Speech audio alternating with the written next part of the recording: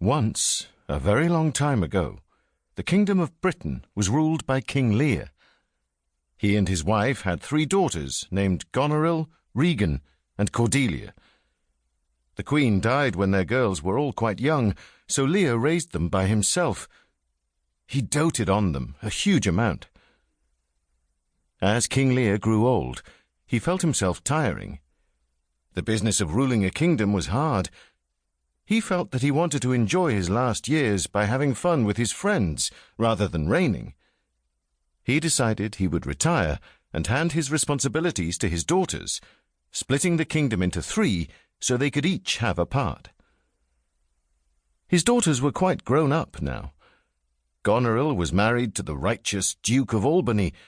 Regan was married to the fierce Duke of Cornwall. Cordelia wasn't married yet, but the princes of France and Burgundy both wanted to marry her and had been lurking around the court for weeks, trying to make her fall in love with them.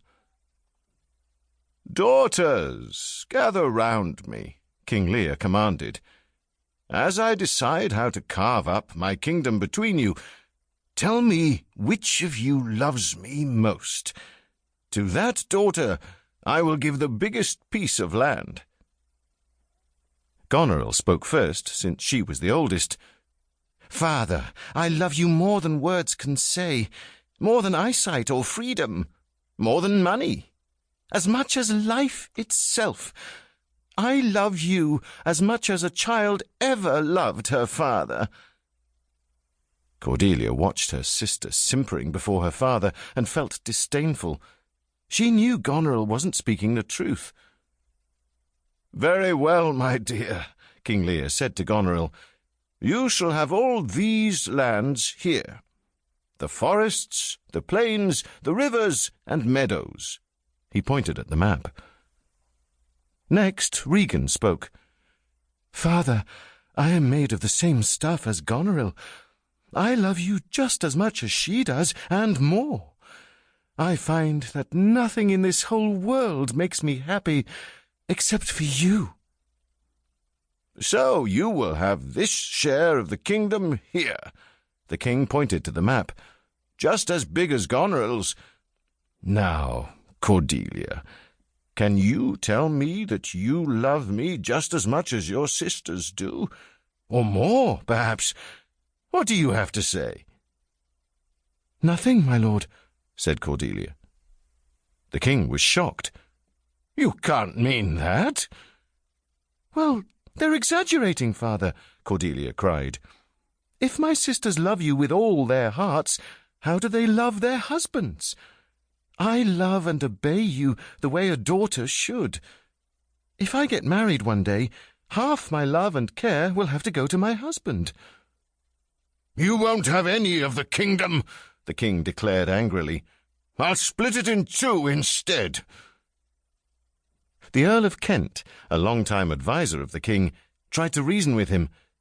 "She isn't saying she doesn't love you. She's just not lying to try to impress you. Surely honesty is a quality you want to reward and surround yourself with," Kent pointed out. But King Lear wouldn't listen to him. His pride had been stung by Cordelia's refusal to play his silly game. Kent rolled his eyes and left. When the Prince of Burgundy heard what had happened, and that King Lear was leaving nothing to Cordelia, he immediately withdrew his offer of marriage. "Good choice," said King Lear flatly. "France, I suggest you find a more worthy lady too." The Prince of France was confused. "What could she possibly have done to make you hate her so much?" he asked.